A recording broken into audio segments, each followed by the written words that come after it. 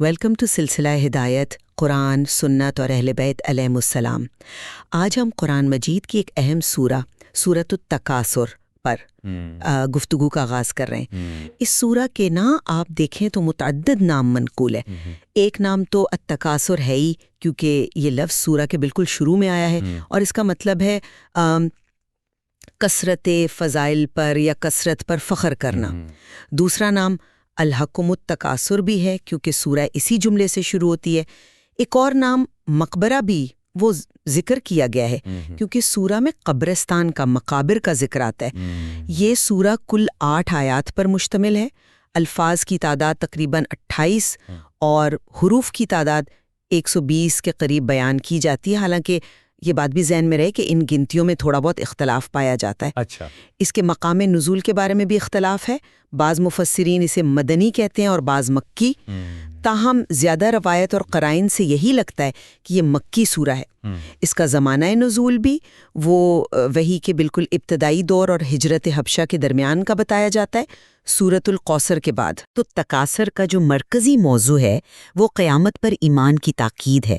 مال و اولاد اور تعداد کی کثرت پر جو بیجا فخر و مباحات کیا جاتا تھا اس کی مذمت ہے۔ علم الیقین اور عین الیقین کے مراتب کا بیان ہے اور دنیاوی غفلت سے بیدار کرنا، یہ اس کے اہم مقاصد ہیں۔ اس کی شان نزول کے بارے میں بھی مختلف روایات ہیں، جن کا خلاصہ بس یہ ہے کہ عرب قبائل اپنی تعداد، اپنے مال و دولت اور اپنے آباء و اجداد پر بہت فخر کیا کرتے تھے، اور یہ معاملہ یہاں تک پہنچ گیا تھا کہ بعض قبائل اپنی تعداد زیادہ ثابت کرنے کے لیے وہ قبرستان جا کر اپنے مردوں کی قبریں بھی گننے لگتے تھے۔ خاص طور پر قریش کے 2 قبیلوں بنی عبد المناف اور بنی سہم، ان کے درمیان ایسے تفاخر کا واقعہ ذکر کیا جاتا ہے۔ تو آئیے اب ہم سورۃ التکاثر کی آیات کی تلاوت، ترجمہ اور ان کی تفسیر کی طرف چلتے ہیں۔ بسم اللہ الرحمن الرحیم۔ الحاکم التکاثر ترجمہ ہے، کثرت کی خواہش نے تمہیں غافل کر دیا ہے۔ دیکھیں، اس آیت میں اللہ تعالیٰ ایک طرح سے ملامت کے انداز میں فرما رہا ہے کہ مال، اولاد اور افراد کی تعداد میں ایک دوسرے سے بڑھ جانے کی جو خواہش ہے اور پھر اس پر فخر کرنا، اس چیز نے تمہیں اللہ کی یاد سے، آخرت کی فکر سے اور دوسرے جو اہم مقاصد ہیں زندگی کے، ان سے غافل کر دیا ہے۔ الحاکم لفظ لہو سے نکلا ہے، جس کا مطلب ہوتا ہے کسی ایسی چیز میں مشغول ہو جانا جو انسان کو اس کے اصل اور بلند مقصد سے ہٹا دے۔ گویا یہ ایک قسم کا کھیل تماشا یا ایسی مشغولیت ہے جو حقیقی فائدے سے دور کر دیتی ہے۔ اور التکاشر کا لفظ کثرت سے ہے، یعنی زیادہ سے زیادہ حاصل کرنے کی حرص اور پھر اس پر فخر کرنا، تکبر کرنا۔ اور یہ صرف مال و دولت تک ہی محدود نہیں ہے، بلکہ ہر وہ چیز جس پر انسان فخر کر کے غفلت کا شکار ہو جائے وہ اس میں شامل ہو سکتی ہے۔ اچھا، یہ بات تو واقعی بہت اہم ہے کہ انسان کن چیزوں میں کھو کر اپنے اصل مقصد یعنی اللہ کی یاد اور آخرت سے غافل ہو جاتا ہے۔ تو کیا یہ تکاثر، جیسا آپ نے فرمایا، صرف اس زمانے کے قبائلی تفاخر تک ہی محدود تھا، یا آج کے دور میں بھی ہم اس کی کوئی شکلیں دیکھتے ہیں؟ میرا مطلب ہے جیسے آج کل لوگ سٹیٹس سمبلز جمع کرتے ہیں یا سوشل میڈیا پر زیادہ لائکس، زیادہ فالوورز کی دوڑ ہے، کیا یہ بھی اسی میں آئے گا؟ جی بالکل، آپ نے بالکل صحیح نقطہ اٹھایا ہے۔ تکاثر کا مفہوم بہت وسیع ہے۔ یہ کسی ایک زمانے یا ایک شکل تک محدود نہیں، یہ ہر دور پر لاگو ہوتا ہے۔ اگرچہ آیت کا نزول ایک خاص پس منظر میں ہوا، لیکن اس کا پیغام عالمگیر ہے۔ آج کے دور میں بھی، جیسا آپ نے اشارہ کیا، مال و دولت کی دوڑ، بڑی بڑی جائیدادیں، اونچا عہدہ، شہرت، سوشل میڈیا پر مقبولیت، حتیٰ کہ بعض اوقات افسوس کے ساتھ علم اور عبادت پر بھی فخر کرنا، اگر یہ چیزیں انسان کو اللہ سے غافل کر دیں اور اس میں تکبر پیدا کر دیں تو وہ بھی تکاثر کے زمرے میں آ سکتی ہیں۔ اصل مسئلہ وہ ذہنی کیفیت ہے، وہ غفلت ہے جو ان چیزوں کی کثرت کی خواہش اور ان پر تفاخر کرنے سے پیدا ہوتی ہے۔ حتیٰ زرتم المقابر، ترجمہ، یہاں تک کہ تم قبرستانوں میں جا پہنچے۔ اس آیت کی تفسیر میں 2 اہم اقوال ملتے ہیں۔ لگے تاکہ دوسرے قبیلے پر اپنی عددی بڑھتری ثابت کر سکو۔ دوسرا قول یہ ہے کہ اس کا مطلب ہے تم مرتے دم تک اسی مال و دولت اور کثرت کی حرص اور تفاخر میں لگے رہے، یہاں تک کہ موت نے تمہیں آ لیا اور تم خود قبروں میں پہنچا دیے گئے۔ لیکن پہلی تفسیر کو زیادہ ترجیح دی جاتی ہے۔ اس کی وجہ ایک تو لفظ زرتم کا استعمال ہے جس میں زیارت کا یعنی جانے کا مفہوم پایا جاتا ہے، دوسرا شان نزول کی جو روایات ہیں وہ بھی اسی طرف اشارہ کرتی ہیں، اور تیسرا نہج البلاغہ میں امیر المؤمنین امام علی علیہ السلام کا خطبہ نمبر 221 ہے جو اسی معنی کی بھرپور تائید کرتا ہے۔ اسی مقام پر امیر المؤمنین امام علی علیہ السلام نے فرمایا تھا، جس کا مفہوم کچھ اس طرح ہے کہ لوگ کس طرح اپنے ہلاک شدہ آباء و اجداد پر فخر کرتے ہیں، وہ ان بوسیدہ ہڈیوں پر نازا ہیں جو مٹی ہو چکی۔ فرمایا کہ یہ مردے اگر عبرت کا سبب بنے تو فخر کا سبب بننے سے کہیں بہتر ہے۔ امام علیہ السلام نے اس بات پر تعجب کا اظہار کیا کہ لوگ قبرستان جا کر فخر محسوس کرتے ہیں، جبکہ وہ جگہ تو عبرت حاصل کرنے کی ہے۔ ابن ابی الحدید جو نہج البلاغہ کے مشہور شارح ہیں، وہ اس خطبے کے بارے میں لکھتے ہیں کہ اس نے ان پر اتنا گہرا اثر ڈالا اور اس کی فصاحت و بلاغت اتنی بے مثال ہے کہ وہ کہتے ہیں میں نے قسم کھائی کہ 1000 بار سے زیادہ میں نے یہ خطبہ پڑھا ہے۔ سبحان اللہ! امام علی علیہ السلام نے کتنے واضح اور بلیغ انداز میں قبروں کو عبرت کی نشانی قرار دیا ہے، نہ کہ فخر کی، اور یہ بات آج بھی اتنی ہی متعلقہ معلوم ہوتی ہے۔ ہم دیکھتے ہیں کہ لوگ بعض اوقات اپنے خاندانی پس منظر پر یا گزرے ہوئے لوگوں کی شان و شوکت پر فخر کرتے ہیں، جبکہ قرآن اور اہل بیت علیہم السلام تو ہمیں اپنی ذات، اپنے اعمال پر توجہ دینے کا کہتے ہیں۔ تو کیا یہ سمجھنا چاہیے کہ قبرستان جانے کا مقصد صرف اور صرف یہی ہونا چاہیے کہ ہم اپنی موت اور آخرت کو یاد کریں؟ جی بالکل، آپ نے صحیح سمجھا۔ قبرستان جانے کا اصل مقصد، جیسا کہ اسلامی تعلیمات اور خاص طور پر اہل بیت علیہم السلام کے ارشادات سے واضح ہوتا ہے، وہ یہی ہے کہ انسان اپنی موت کو یاد کرے، دنیا کی بے ثباتی کا احساس کرے اور آخرت کی تیاری کی فکر کرے، اپنے گزرے ہوئے عزیزوں کے لیے دعا کرے اور ان کی حالت سے عبرت حاصل کرے۔ آباء و اجداد پر فخر کرنے کے بجائے اگر وہ نیک تھے تو ان کے نقش قدم پر چلنے کی کوشش کرنی چاہیے، نہ کہ صرف ان کے نام پر فخر کر کے خود عمل سے غافل ہو جائیں، اور اگر وہ خدا نخواستہ نیک نہیں تھے تو ان کے انجام سے سبق سیکھنا چاہیے۔ کلا سوف تعلمون، ترجمہ ہرگز نہیں، تمہیں ان قریب معلوم ہو جائے گا۔ یہاں کلا کا لفظ استعمال ہوا ہے۔ عربی میں یہ لفظ بہت زوردار انداز میں کسی بات کی نفی کرنے، جھڑکنے اور رد کرنے کے لیے آتا ہے، یعنی تمہارا یہ تفاخر میں پڑنا، غفلت میں رہنا یہ ہرگز درست نہیں ہے، اسے فوراً چھوڑ دو۔ سوف تعلمون یعنی تمہیں جلد ہی ان قریب اپنے اس عمل کا انجام معلوم ہو جائے گا۔ یہاں یہ واضح نہیں کیا گیا کہ کیا معلوم ہو جائے گا۔ اس ابہام میں ایک طرح کی شدید تنبیہ اور وعید پوشیدہ ہے کہ وہ انجام بہت سنگین ہو سکتا ہے جس کا تمہیں ابھی اندازہ تک نہیں ہے۔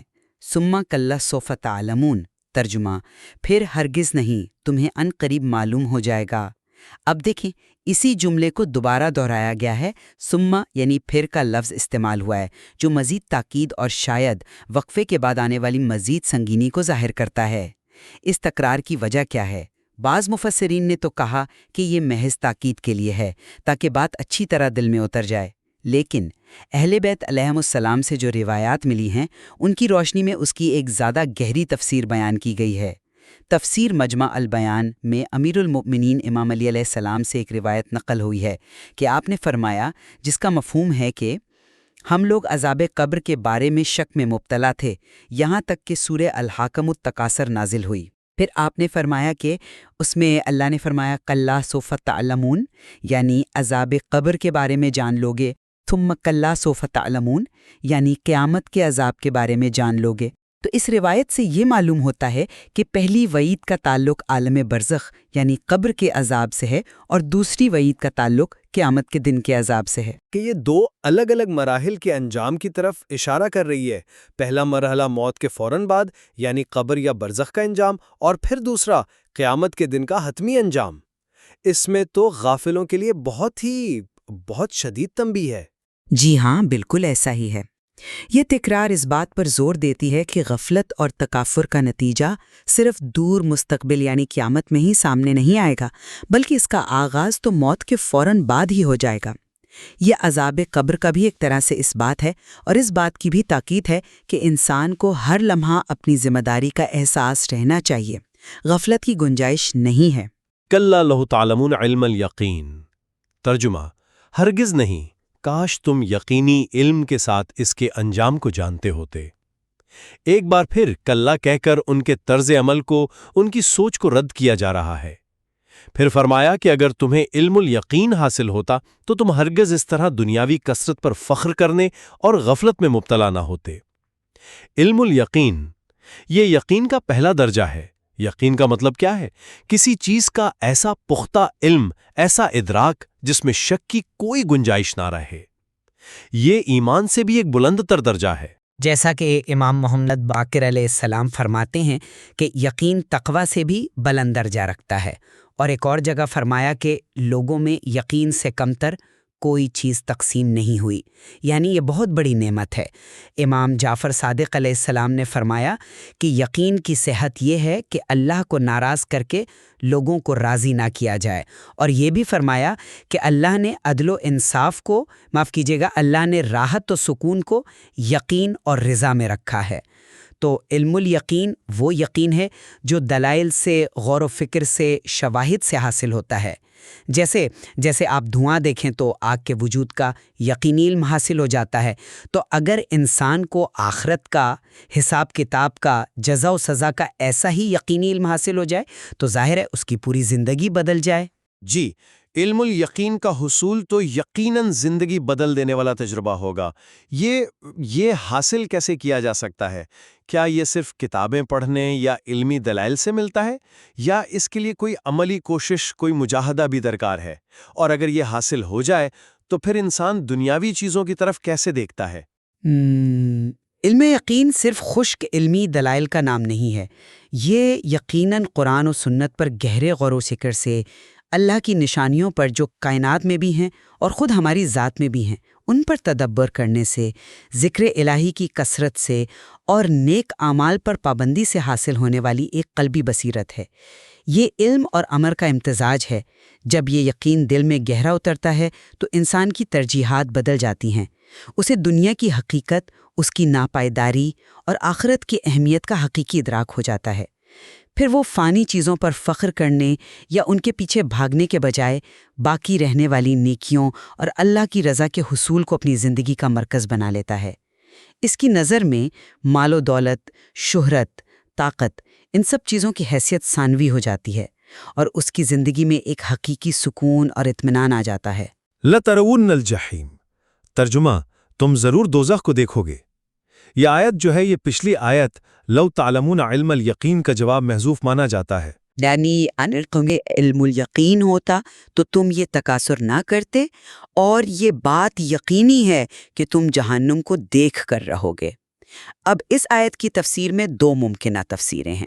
پہلی، جو سیاق و سباق سے زیادہ مناسب لگتی ہے، وہ یہ کہ اس سے مراد قیامت کے دن جہنم کا یقینی مشاہدہ ہے، اور یہ دیکھنا سب کے لیے ہوگا، جیسا کہ سورہ مریم کی آیات 71 اور 72 میں بھی آیا ہے کہ تم میں سے ہر ایک کو اس جہنم پر سے گزرنا ہے۔ وہاں سے پھر کفار اور گنہگار اس میں داخل ہوں گے، جبکہ مومنین سلامتی کے ساتھ گزر جائیں گے۔ دوسرا امکان یہ بھی بیان کیا گیا ہے کہ اگر تمہیں دنیا میں ہی علم الیقین حاصل ہو جاتا تو تم اپنی قلبی بصیرت سے، دل کی آنکھ سے اسی دنیا میں جہنم کو دیکھ لیتے، کیونکہ جنت اور دوزخ تو ابھی بھی موجود ہیں۔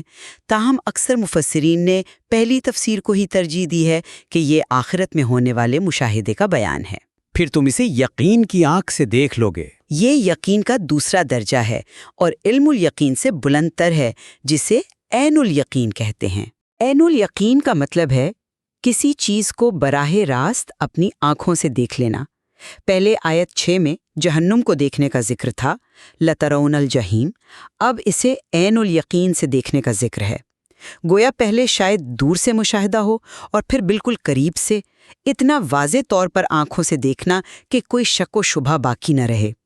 جس طرح علم الیقین میں مثال تھی دھواں دیکھ کر آگ کا یقین، عین الیقین میں مثال ہے آگ کو خود اپنی آنکھوں سے دیکھ لینا۔ تو قیامت میں جہنم کا مشاہدہ اتنا یقینی اور اتنا براہ راست ہوگا کہ وہ عین الیقین کے درجے میں ہوگا۔ یہاں یہ بھی بتاتا چلوں کہ یقین کا ایک تیسرا اور سب سے اعلیٰ درجہ بھی ہے، جسے حق الیقین کہتے ہیں۔ اس کا مطلب ہے کسی چیز کا ذاتی تجربہ کر لینا، جیسے آگ میں داخل ہو کر اس کی جلن کو محسوس کرنا۔ علم الیقین، عین الیقین، حق الیقین، یہ یقین کے مراتب تو بہت ہی گہرے ہیں۔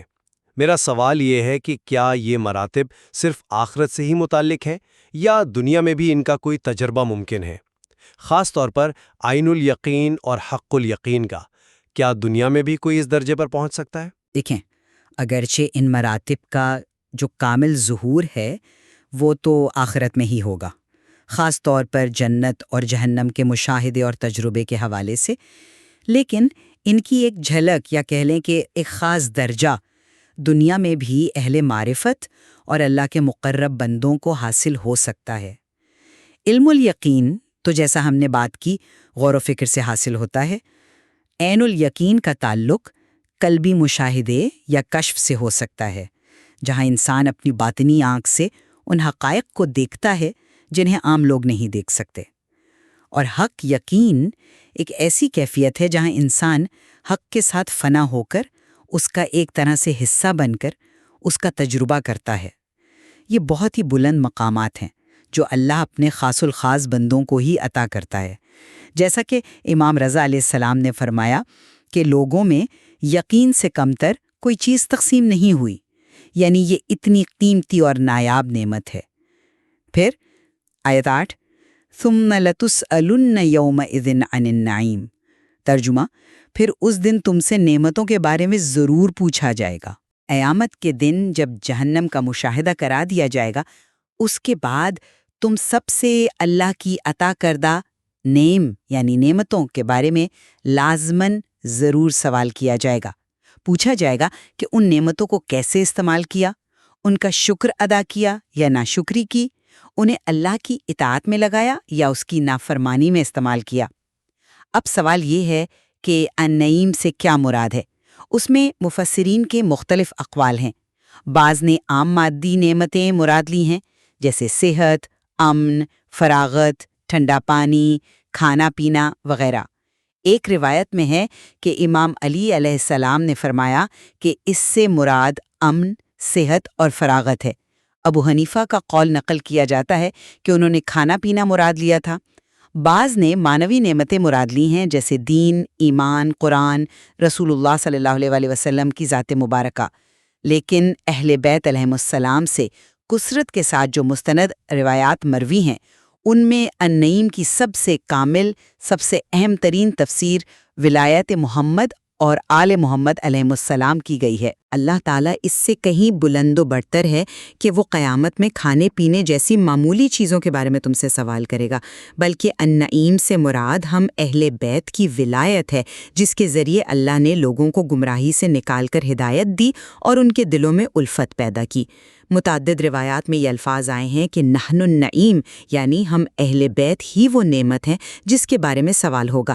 اب اس کا مطلب یہ نہیں ہے کہ دوسری مادی و مانوی نعمتوں جیسے صحت، رزق، امن، قرآن، اسلام ان کے بارے میں نہیں پوچھا جائے گا، ضرور پوچھا جائے گا، بلکہ اس کا مطلب یہ ہے کہ ان تمام نعمتوں میں سب سے بڑی نعمت، سب سے بنیادی نعمت جس پر باقی تمام نعمتوں کا صحیح استعمال منحصر ہے، وہ اہل بیت علیہم السلام کی ہدایت اور ان کی ولایت ہے، اور اس کے بارے میں سوال سب سے اہم ہوگا کیونکہ یہی اصل کسوٹی ہے۔ صحیح، یعنی النعیم میں ہے تو تمام نعمتیں شامل، لیکن جس نعمت پر سب سے زیادہ زور ہے اور جس کے بارے میں خاص طور پر پوچھا جائے گا وہ ولایت اہل بیت علیہم السلام ہے۔ اگر ایسا ہے تو پھر تو یہ بہت بڑی ذمہ داری بن جاتی ہے، اس عظیم نعمت کا حق ادا کرنا۔ یہ کیسے ممکن ہے؟ اس کا حق کیسے ادا کیا جا سکتا ہے؟ جی، یہ واقعی سب سے بڑی نعمت بھی ہے اور سب سے بڑی ذمہ داری بھی۔ اس نعمت کے بارے میں سوال یہی ہوگا کہ کیا ہم نے اسے پہچانا، کیا اس کی قدر کی، کیا اس کے جو تقاضے تھے وہ پورے کیے؟ اس کا حق ادا کرنے کا طریقہ یہی ہے کہ اہل بیت علیہ السلام کی حقیقی معرفت حاصل کی جائے، ان سے سچی محبت اور مودت رکھی جائے، ان کی تعلیمات اور ان کی سیرت پر عمل کیا جائے، ان کے بتائے ہوئے حلال کو حلال سمجھا جائے اور حرام کو حرام سمجھا جائے، اور اپنی زندگی کے ہر معاملے میں چھوٹے سے چھوٹے اور بڑے سے بڑے ان کی پیروی کی جائے۔ یہ صرف کوئی زبانی دعویٰ نہیں ہے، بلکہ یہ ایک مکمل طرز زندگی اپنانے کا نام ہے۔ آخر میں تکافر اور تفاخر کی مذمت کے حوالے سے چند مزید باتیں بھی اہم ہیں جو روایات میں آئی ہیں۔ امام جعفر صادق علیہ السلام نے فرمایا کہ انسان اکثر احساس کمتری کی وجہ سے تفاخر کرتا ہے، یعنی وہ اپنی اندرونی کمزوریوں کو چھپانے کے لیے ظاہری چیزوں پر فخر کرتا ہے۔ امیر المومنین امام علی علیہ السلام نے فرمایا کہ 2 چیزوں نے لوگوں کو ہلاک کر دیا ہے، ایک فکر کا خوف یعنی غریب ہو جانے کا ڈر، اور دوسرا فخر کی طلب یعنی بڑائی حاصل کرنے کی خواہش۔ رسول اللہ صلی اللہ علیہ وآلہ وسلم نے فرمایا کہ مجھے تم پر فکر کا ڈر نہیں ہے، بلکہ مجھے تم پر تکاثر کا ڈر ہے، یعنی مال کی فراوانی ہو جائے اور پھر تم اس پر فخر کرنے لگو اور ایک دوسرے سے حسد کرنے لگو۔ آپ صلی اللہ علیہ وآلہ وسلم نے یہ بھی فرمایا کہ انسان کہتا ہے میرا مال، حالانکہ اس کا اصل مال تو صرف وہ ہے جو اس نے کھا کر فنا کر دیا، یا پہن کر پرانا کر دیا، یا پھر اللہ کی راہ میں دے کر آگے بھیج دیا، یعنی آخرت کے لیے ذخیرہ کر لیا۔ باقی سب تو وہ یہیں چھوڑ جائے گا دوسروں کے لیے۔